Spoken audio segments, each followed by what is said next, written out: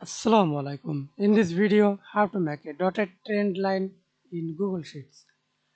Let's begin. First of all, select column data, then go to Insert tab, Sort type, example, edit line sort, customize series, line, def type, dotted, and series trend line.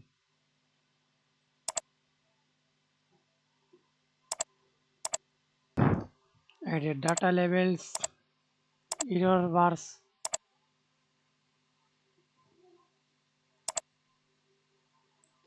opacity, etc.